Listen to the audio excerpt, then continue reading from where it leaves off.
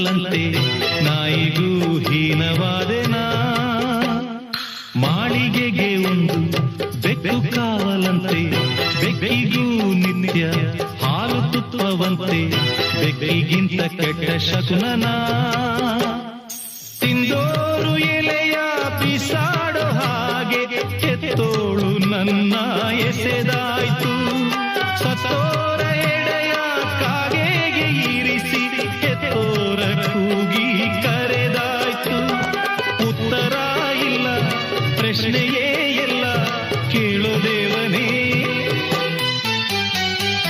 ಅನಾಥ ಮಗುವಾದೆ ನಾನು, ಅಪ್ಪನೂ ಅಮ್ಮನೂ ಇಲ್ಲ, ಅಣ್ಣನೂ ತಮ್ಮನೂ ಇಲ್ಲ.